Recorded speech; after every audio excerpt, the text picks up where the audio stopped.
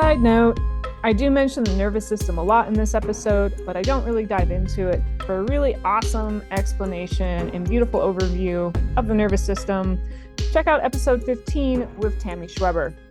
Back to it. For those of you that hang out with me and have been hanging out for a bit, you may or may not recall that I occasionally brag that I am the happy parent of two kittens. I got these kittens back in November and they've been fantastic. And I noticed three things really fast with them. One, oh my gosh, they are so cute. They're ridiculously cute. One of them has like these big ass owl eyes. She's adorable. The other one has more of like a classic cat face. She kind of looks like a jaguar or a gorilla, depending on, your frame of reference. But she's super cute. Okay, number two, they are crazy energetic, right? They are just like running around all the time, getting into mischief, causing crimes. My adult cat, she's probably about 13 now. She has not caused crimes in a very long time. And so yeah, it's a little like, okay, that's a lot of kitten crimes. And then number three, their poops, even at 3 months old, were the size of my adult cats. This was staggering to me. Number one and two, I expected, right? Well, basically, all cats are cute, so that was a gimme. Two, I've heard kittens were energetic, so I was, mildly prepared. But three, the kitten poop thing, no one else talks about that, and it's staggering. You're like, how is this? My adult cat poop, your kitten poop, same size. This makes no sense. You didn't come here to listen to me talk about poop, but you know what else was poop? Emails. Welcome back to STEM Identity. I'm your host, Dr. Anna Hotshire. And that's it. We're here. We made it to the episode about emails. This is not going to be the last episode about emails, I can guarantee you. For me, emails are probably my biggest Achilles heel in work. Let me tell you a story and raise your hand, drop a nod, put your thumbs up, whatever you want to do. If you're like, yes, Anna, this is very rude that you have stared deep into my soul and you also understand how I operate. So this happens all the time. I'm at my desk. I'm at my computer. My job is primarily computer based, even though I actually spend a shocking amount of time in meetings, which is a whole other episode for another day. Most of my meetings are Zoom meetings, right? I either work from home and I'm talking to someone on campus, or I do try to go into campus and have some in-person meetings, and that's really nice for me. But a lot of my meetings are with people who are in different states, different time zones, whatever. So yes, of course, it's always on the computer. So setting up the picture, I'm at my computer most weeks, at least 80% of the time for my entire work week. Okay. So let's say that I actually have a couple hours. I don't have meetings. I'm like, oh, awesome. I'm going to work on some sort of project. It could be a proposal. It could be a paper. It could be a little bit of research, whatever. Let's say it's a proposal. Why not? Write a lot of proposals. So I open up, my Word doc or whatever I have for my proposal. And I'm like, okay, oh boy. All right, real work. We can do this. Yep, let's go. And I have a thought and I'm like, oh, you know what? In order to write this next thing, where I left off, that's right. Someone emailed me something about that thing, and I should go look at that email to remind myself of what I need to write over here. Okay, cool. I'm just gonna pop over to email, and all I need to do is write in the search bar the person's name, maybe a keyword or two. We unfortunately use Outlook, so keywords are garbage in Outlook. Search is horrible, but if as long as it's a recent email, if I at least write the person's name, it will usually come up pretty quickly. So I go over to my email, I open it up, I'm about to type that person's name into the search bar, and I see a new email has come through, and I'm like, oh, okay, what's this new email over here? Oh, interesting. Yeah, okay, that is a problem, man. I don't, should I deal with this right now? Should I not deal with this right now? I mean, I could. Yeah, okay. Yeah, I mean, the student, they have a good question. I don't want them to get stuck. So, yeah, all right, I'll answer the person's questions. Cool. Okay, just like type it up. No big deal. Okay, 5 minutes later, done with that. Cool. What was I doing? I have two screens. So I look back at the first screen because, of course, I opened the email on the second screen. I'm like, oh, shoot, that's right. I was writing this proposal. Cool. Okay, where was I?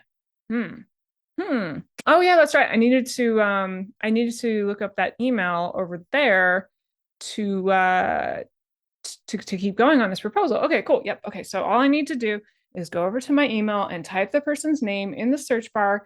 And I got this. Okay. Okay. Email. Oh, another email came through. I wonder what this is. Oh, look. Oh, that's kind of fun.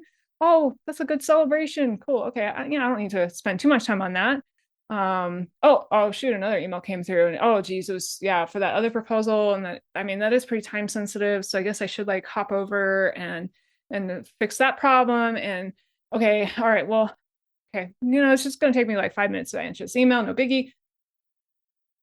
I can rinse and repeat this process 3, 4, 5, 6, infinity number of times. Let's say I had 2 hours to work on that proposal, that project, whatever it was, and I can spend my entire 2 hours just doing this cycle. Guys, I am not good with email. Email is just, let's call it what it is. Email is the most acceptable form of social media at work. And it's so acceptable that it's actually pretty much an expectation at this point in time that we're all checking our email frequently and we are all answering quickly. My least favorite experience with email, actually, it can't be my least because I have so many least favorite, but we'll say top 5 least favorite experiences with email is when I email someone an answer to their email, I go to the next email, and then as I am answering a different email, a response comes through and I'm like, holy, okay. So now I need to just like task switch back and forth between this conversation that apparently is happening right now. And they know I'm on email because I sent them an answer recently. It's super stressful. So today I'm going to give you some tools, and I'm also going to give you some truth and insight into my own self that hopefully you can resonate with. You can be like, yeah, okay, you know what? I also do the same thing, and this is a process. Ideally, we control our emails. Our email doesn't control you, but it does feel like some days email controls us.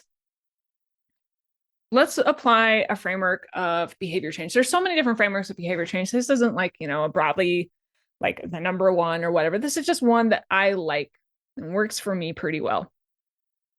So it's basically 4 broad steps, and you could break down these steps into more steps if you really want to, but remembering more than about 3 or 4 things is hard to do. So I just kind of clump it into about 4. So step 1 is awareness of the thing you want to change. Step 2, and really you could even make this all one step if you want to just remember 3 things. So step 1, awareness of the thing. Step 2, or step 1.2, whatever you want to call it. Decide if you want to change the relationship with the thing, right? Like maybe you're like, you know what, it's cool. I spent all my day on email and it's great. I feel like I'm getting constant accomplishments, or this is what the job requires of me, or whatever. Great. Step 3, if you have decided that you want to change something with your relationship of, in this case, email, go ahead and find and apply some sort of tool intentionally to try to help you make the change you want. And then step 4, reflect on how that's going, be flexible, and evolve. So let's apply this framework to email. So step 1, awareness. How are you using email, and how often are you checking? Are you checking it first thing in the morning when you wake up? Okay, that's already, whoa, that's a lot, right? You just woke up and you're checking email instantly.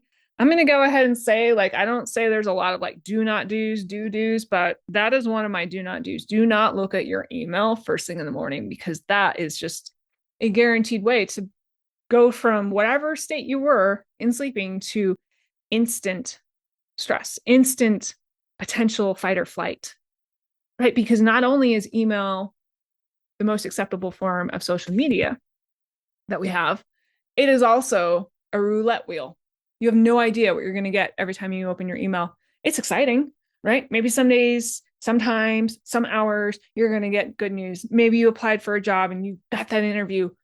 Maybe you applied for a job and you just got rejected. Oof, right? It is a roulette wheel. We don't know what's going to happen when we open our email inbox. So let's fast forward. I already told you, don't check your email first thing in the morning. Like, we all know this. I'm telling you things you know, but don't do it. Do something else. Put your phone away. Put it so you can't reach it. Get out of bed. Do some stretches. Like, I almost every single day, I'd say 349. Okay, that's a really random number. Maybe there's 5 days of the year where for some reason I check my email before like 7:30 or 8 a.m. and I get up around 5:30. So, that's the frame of reference there. The rest of the days, absolutely not. I'm not looking at email. Screw that. Okay. But what are you doing during your actual workday? Are you checking it once an hour, once 30 minutes, once every 5 minutes, once a minute? Are you using it as an accomplishment, right? Like maybe your job is kind of ambiguous and nebulous and it doesn't really feel like you make a ton of progress in every day, but you know what does make progress? Answering an email, cleaning up your inbox. That's another side note. There are people who are those like email ninjas who have, I don't know, I think they call it like inbox zero or something, where there's no unread messages and maybe even everything is classified into its own section. And I'm like, holy crap. If I open up my work email right now as I record, I'm not going to look at the emails, just the number. Oh, yeah, I got 3,398 unread emails. That's what's up. My people, I see you. Email ninjas, you scare me. I'm really, really impressed by what you do, but you are not me, right? I'm like, I don't know, probably about half of those emails that were so-called unread, I have read at some point, but then I left unread because I'm like, well, maybe I need to get back to this, and maybe I don't. And usually, if it's really important, the person will get back to you if you don't get back to them first. But emails can be used as an accomplishment. It's true. I know it. You know it. Some days you just need the win, and that is actually okay. Another way that we use email a lot without necessarily realizing it is as a distraction, right? Maybe you are starting your work task and you're not that excited about it, or you're not sure how to get into it, or you're kind of stressed, or you're fried from something that happened in your personal life, and you just can't get into it. And all of a sudden you're just in email, right? It's right there. Something new is coming through, there's something you haven't done. It's such an easy way to distract yourselves when you just aren't really into the thing that you're doing for whatever reason. How much time do you spend on email really? I don't think people give this awareness step, enough credit, because it's really hard to change habits without kind of being aware. Like, if you didn't realize that you're using emails as a distraction, then it's really hard to figure out what is the tool that I need to keep me a little bit more on task, right? Email, I get distracted, I go to email. Maybe I need something that kind of refocuses me back to the thing at hand that is not email. Another thing with this step of awareness is that it's really hard to do this, but I highly encourage you to think about, how can I be aware without judgment, right? It's so easy to be like, oh my God, I can't believe I spent that much time on email today. I can't believe I checked email 40 times. Maybe you have a pad of paper out and you're just doing a quick tick on that piece of paper every time you check email. And it's like, oh, 40 times. That is so many times. No, it's okay.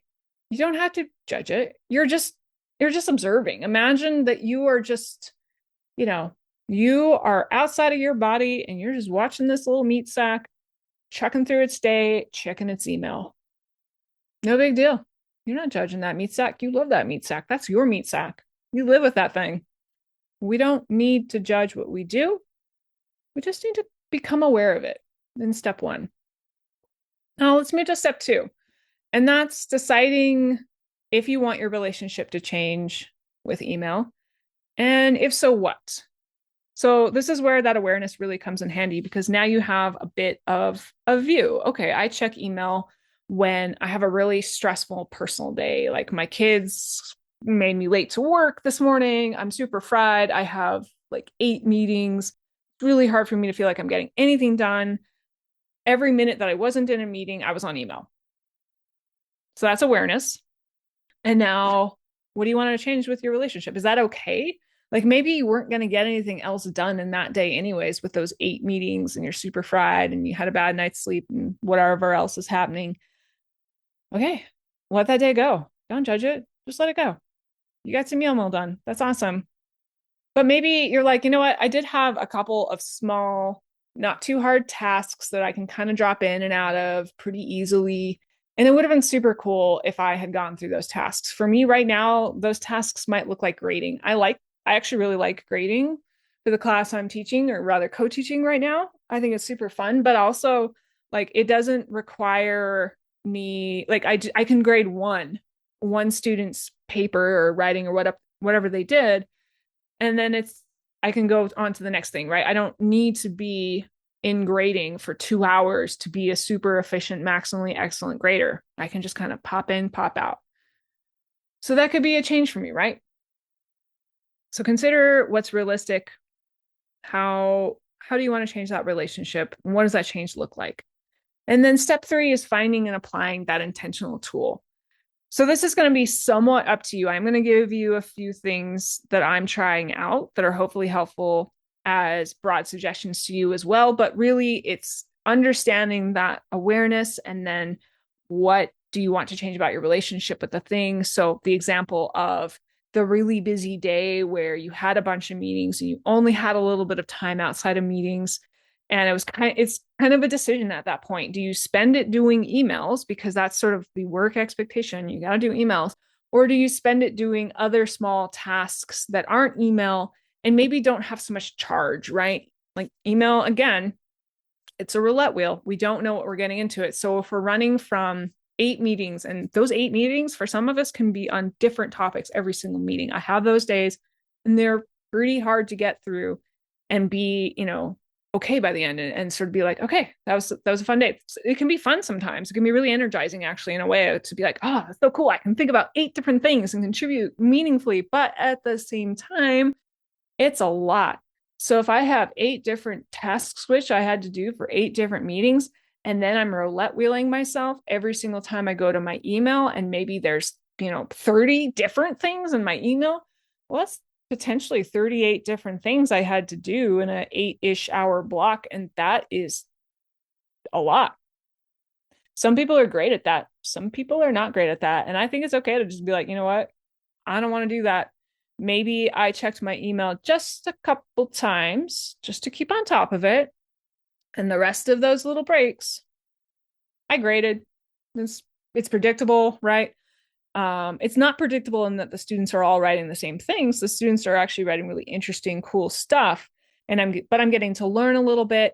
It's not stressful. The predictability comes in the fact that, okay, most students are kind of making the same slight errors that I can comment on, or the same wins that I can celebrate, right? Like my feedback from person to person is not wildly different usually. There's a rhythm to this. It's rather predictable and it's quite nice. So here are a couple other intentional tools for you to consider. Number 1, I'm not going to number these. Maybe my most important. So I already gave you my rant about don't check your emails first thing in the morning. Come on, don't do your brain a dirty like that. Love yourself more than that. The other one is turn off your auto notifications. Holy cow. If you want to live your life in constant distraction, then keep all of your notifications on. Keep your cell phone noise on. Keep your auto notifications of email on. Every time anyone in the universe has a thought that they want to contact you, whether it's for sales, whether it's for dog crates, I finally unsubscribed from a text message that I get like 3 times a week for a dog crate that I'm literally never going to buy. And yet I'd be like, oh, what's this? A text. Oh, it's a text from that person again, right? Turn off your auto notifications. Don't let your email just pop up in your corner of your screen. You're immediately distracted by it, right? It's motion. Human eyeballs, brains are all programmed to respond to motion. Okay. And now you have a hint. Oh, it's from that person that always sends emails that stress me out, or, oh, it's that thing I was waiting for, or whatever it is, right? Hey, you've taken control out of your hands and you've just thrown it away. You're like, go for it, universe. Surprise me. No, that's the wrong kind of surprise. Do not turn off your auto notifications. You got this. I believe in you. Another tool is to set boundaries, right? And this is setting boundaries with yourself, and this is setting boundaries with people around you. And this can be hard to do, especially depending on your level in your organization and depending on your level of personal comfort and security. So some of my boundaries are, we have the Teams chat is available to everyone at my university. So in theory, anyone could Teams chat me anything at any time. And so I do turn off my Teams a lot when I'm trying to just quietly work because I'm like, Teams does give that kind of auto notification thing that I hate. So I turn it off when I can. And I give my group kind of boundaries and guidelines around like, hey, if you want me to do a task for you, it needs to be through email. If you have a really quick question, it can be through Teams. Do not text me unless it's an emergency, that kind of thing, right? Even though it feels like the universe of work is telling us at all times that if we are not on top of our email, we are not constantly checking, we're not constantly responding, we are letting someone else down, we are failing at our job. It's not true. And if someone else truly is like, if I don't get an email response from you in 20 minutes, like this whole project is going to set itself on fire, then there needed to be a better way to get hold of you, right? Phone call, text, whatever, some way that is not through email. So setting boundaries. This next tool, I really love it. And I want to do it so badly. And I'm working on it, guys. I'm working on it. So it's such a great idea, and yet it's really challenging. So the idea of this tool is that this is huge boundary setting. This is like boss level boundary setting. And depending on where you are, depending on your job, you can totally do this. You probably cannot do this, or you can do this some of the times. And I'm in that third bucket of I can do this some of the time. I can't really do it all the time. And it's to only check your email twice a day. Beautiful. And you can do this however you want. Here's a suggestion, which would be, morning, afternoon obviously makes sense, and time it. Like, be disciplined about this. Maybe it's a 15-minute block and you're doing email efficiently, focused. You're not bouncing from task to email to task to email, right? You're just there. You're in the email. If there's things you can quickly respond to right away, do it. If there are things that need deeper thought and deeper work, then have some sort of labeling system that lets you know, hey, I need to come back to this on a deeper work section. And that's actually something I love about this framework, because a lot of, if you read, whatever on emails, a lot of things don't acknowledge the fact that in our jobs, there are often emails that are actually kind of a deep reflection thing, or need a little time to decide on. They're not just a quick bang it out and you're done. So it's a good framework. And, with those deep emails, those deep work emails, the suggestion is to have a separate block of time, maybe say 30 minutes, where you go back to those emails. So this framework can look like, first thing in the morning or whenever in the morning. I don't love first thing at work because it kind of revs me up a little bit. I like to maybe do a task or two, maybe read a paper and then do email. So if I start work at 8:30, maybe I'm not checking email until 9 or so. That works really well for my nervous system to not get me too stressed first thing in my workday. But let's say 9 a.m. I'm like, okay, bam, 15-minute timer, doing emails. Okay, 15-minute timer's up. Guess emails are done. And then let's say I'm working until about 4:30. So this could look at like, say, 3:30. Open the emails back up. And I'm giving myself intentionally maybe a little bit more time if I have it, because as we all know, we have days where, 15 minutes is enough for emails. And we have days where it's definitely not. And I mean, we're doing 2 15-minute blocks, but still, even then, 30 minutes might not be enough. I'm not quite to the level of I get hundreds of emails a day, thank goodness. But I know there's plenty of people out there who are just getting so many emails all the time. And so you might be like, this is cool, Anna, I'm going to do 30-minute blocks. I'm going to do, whatever it is that works for you. So why do I love this, and why does this not work for me most of the time? I love this because it tells me explicitly, Anna, you are only checking your emails a few times a day, and you're setting a timer, and you're doing it for this set amount of time, and you are focused on it. You are not bouncing back and forth. I love to bounce back and forth. This is the thing that I'm working on, right? It's very stressful and taxing on the nervous system to be constantly bouncing back and forth from task to task. And yet it's so tempting and so fun to do sometimes. So this framework tells me to focus in on my emails a couple times a day. This framework also acknowledges that there are emails that take time to respond to. And it tells me, hey, like, set another time aside for these emails. And I can do this framework maybe once or twice a week. And then the rest of the time, I really don't. And this takes us to step 4 of my framework around change. So I know I've talked a lot, so let's just do a very super fast reminder. What are the different steps? It's step 1, awareness of the thing you want to change, email. How am I treating email? How am I checking all the time? Whatever am I doing? Step 2, decide if you want to change and what you want to change. Step 3, find and apply one or more intentional tools, which is what we just went over. So those tools were turn off your auto notifications, this check email only twice a day with maybe a third block for emails that are going to take longer amount of time, that kind of thing. And then step 4 is reflecting on how are those tools going for you. Be flexible, right? Be kind, be compassionate to yourself, and change, evolve, grow what is and isn't working for you. So I said that I love the check your email twice a day framework, but it doesn't really work for me. And that's for several reasons. And I've been reflecting on this. And actually, I recorded this episode originally maybe a couple months back.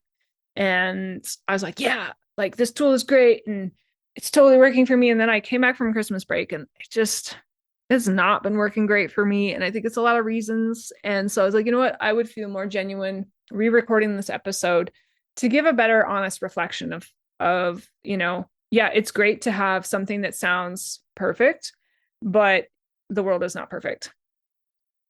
As I already mentioned, we already live in this culture where email is expected to be checked at all the time and quickly responded to.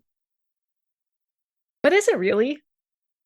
Like, we kind of know this is the case, and yet I think a lot of us are like, hey, man, it's cool if you don't respond to this email for a few hours or next day, right? Like, we can be the change we want to see in the world. And I'm going to encourage us all, like, if everyone listening to this episode set even one or two small boundaries around communication and emails, you are making culture shift, whether you realize it or not, right? Let's say that you have someone you're supervising, and it could be a student, it could be an employee, whoever. And that person is really used to you being really fast at responding to them. In a way, you're training them several things that are not necessarily positive. And you're training them, for one, to not really think for themselves, right? They're stuck, they have a question, they want that question answered immediately so that they can move on to the next step. Now, imagine if you had a boundary that said, I only check emails a few times a day. Maybe it's more than 2. That's fine. Maybe it's 3 or 4 messages, whatever. But, the student fires off this message at 9:15 in the morning and you're not checking your email again until 12.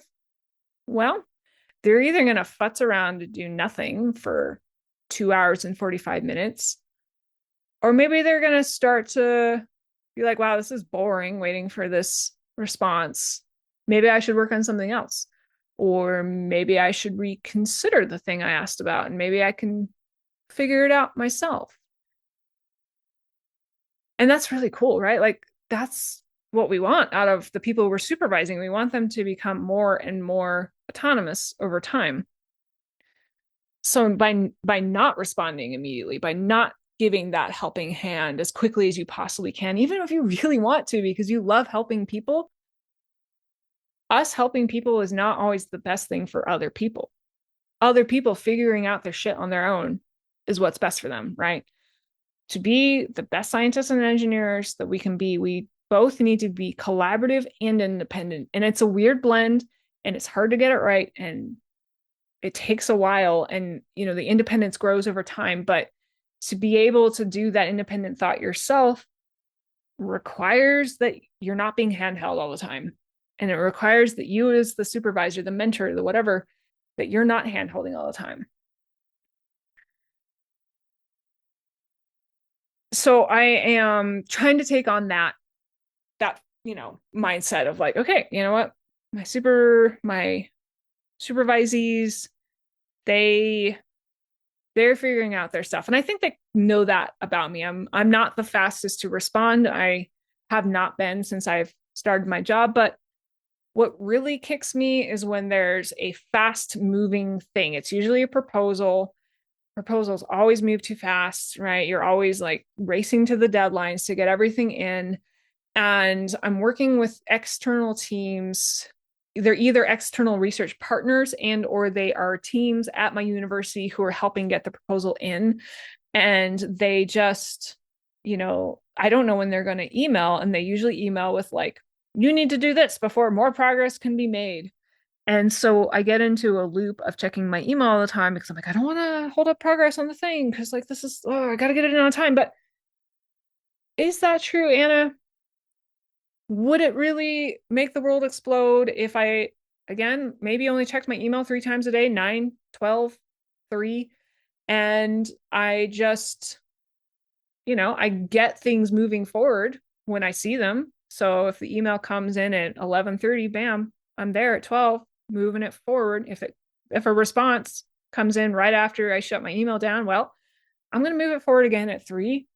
Right? We put on this artificial pressure of like nothing is going to happen if I don't respond to it immediately, and that's not always the case, guys. Like as long as you're making an honest effort to check in daily and move forward those urgent tasks at least once a day, that's a pretty good culture. That's the kind of culture I could live with. I don't like the culture of if you didn't respond to this thing in 15 minutes, then you're going to get, email yelled at for holding up the process. That hasn't really happened to me, but I can sometimes sense the frustration on the other end, right? And sometimes you got to just be like, you know what? I understand that this is stressing you out, but this is what's best for me, right? This is your life, your job. You do what's best for you. Another issue I struggled with this 2 minute or 2 times a day, 15 minutes framework is that it kind of felt like going from 100 miles per hour to 5 miles per hour. And from checking email all the time, always being on email to like hit the brakes, you're barely creeping forward. And it was just a lot. Some things I can kind of do cold turkey in my life. I can just make a snap change and say, whatever, I'm no longer eating this thing or doing this thing. But those things are usually fairly external. An email does hit on a lot of internal things, right? It hits on that guilt of I need to be checking and responding. It hits on that like, oh, it's a fun distraction and I'm frustrated with the thing I'm doing, right? And it hits on that, ooh, it's an accomplishment on days where I don't feel like I'm accomplishing anything. So it is pretty challenging to go from 100 to 5 and say, well, sorry, Anna, you no longer get to feel like you have accomplishments throughout the day. You no longer get to have these random little jolts of dopamine when you check your email per day. So I am trying to do the framework of checking email about twice a day for a set period of time. Maybe not even a set period of time some days. Sometimes I'm just like, okay, let's just get in there, clean up the stuff that needs to get cleaned up, and then move on, right? Don't necessarily have to time yourself. It's up to you. And then on the days that just is not working, I'm focusing on micro wins, right? Can I not check email for an hour? Can I not check email during a meeting that gets a little boring, right? We all have those. You all know when someone else is sitting there and their camera's on and they're looking at their second screen and they're clearly not paying attention. And you know that there's a 80% or higher chance that they're just on their email doing emails. We all do it, but it's stressful and disrespectful in a way, right? I mean, maybe you really were like a bit player in this meeting. And if you were that much of a bit player, like, why are you in the meeting? Did you have to be in the meeting? Could you maybe ask next time, hey, it didn't seem like I was really valuable. Can I not join in on these things? There's better things to do with your time than sit there and pretend to listen and pretend to look engaged and answer your email at the same time, because now you're splitting your personality basically and you're acting one way and doing another thing. And that can really drive the nervous system into the ground. There's an app I really love. I think it's only for Mac, but there's probably similar things for Windows. It's called Self Control. It's super easy. I open it up. I set my let's see, what are they called? Domains, website domains, or I don't know if it does apps, but I use my I use like Google Chrome for my emails. I freaking hate the Outlook app on Mac. It's horrible. So this might not be the best tip if you use an app for your email, but there's probably app blockers you can use. So any sort of thing that blocks apps or websites. So self-control for websites on Mac. Self-control might also do apps. But you can set a timer and you can just say, oh, can't access this thing. Bummer. I mean, you can do the same thing for your phone too, right? If you're checking emails on your phone, there's tons of apps out there. Forest is one that I quite enjoy. And there's many others. And the whole thing is like, if you know that part of your email checking is almost reflexive, right? You don't even realize you went to email. You're in this like weird fugue state where you're doing this thing over here and all of a sudden you're answering email. Boom. Self-control type apps, they take that away from you and they go, oh, you tried to open your email and all of a sudden you're kind of snapped back into, oh shoot, I just tried to open my email and I didn't even really realize it. I love apps like this. It takes the power out of our hands of trying to not do the thing that we're trying to change, right? So this was a lot. This is a ton of content. Like I say, I don't think this is going to be the last email or the last episode, rather, I have on email. And it's definitely not the last email I ever get, which is unfortunate. Life without email sounds pretty nice. Maybe someday. But what would I recommend for learn and move your feet? In other words, I gave you a ton of things. What's one thing you could try to implement this week? I mean, it depends on where you are in your journey with email. If I gave you some tools and you're like, this tool over here sounds really cool, let's try it. Like say maybe a self-control app, or I too will not check my emails during at least one meeting during my day, or whatever it is. Awesome. Roll with it. If you're kind of like, like a lot of your stories felt pretty on the nose, but I don't really want to dig that deep in some, but I'm going to go ahead and encourage you to do the awareness step. So step 1 of the framework for behavior change that I gave was awareness of the thing you might want to change. So what is your relationship with email? How often are you checking it? Why are you checking it? That's super important. Why are you checking it? Are you checking it because you want to get distracted? Do you need a jolt of dopamine, good or bad? Do you need an accomplishment? Just understanding how you're using email is going to really help build up what are the tools you need to make change you want. So thanks so much for listening. This was a really fun episode for me to do. Emails definitely, they stress me out, man. I wish I could handle them better and I'm working on it. So let's work on it together. If you're listening along and you're like, I need another person in my camp that's helping me work on stuff, let's talk. There's a link in the show notes. It's totally free. Let's hang out for like 30 minutes. Talk about what's going on because I want to meet you. I want to help set up some frameworks for you so that you can be super successful instead of struggling, drowning in these things that shouldn't be taking up so much of our attention span, right? How are you going to come up with the next breakthrough if you're checking your email every other 5 minutes? It's just not going to happen. I started off the episode talking about my kittens. I love them so much. Their names are Nyx and Nox, which are the Greek and Roman goddesses of the night. They're both black. My older cat is black too. Love black cats. And so my song of the week is a cover song. The original is by Mariah Carey. It's Always Be My Baby by Anderson East. It's so cute and fun. It's got great little saxophone. I love it to death. Check it out. You can follow me on Instagram, STEMdenity, music by XS Sass. I really appreciate you listening. This podcast, it's not affiliated with my research and teaching roles at Colorado State University, but it is a part of my belief that there's a lot going on in the world and a lot of garbage to sort through.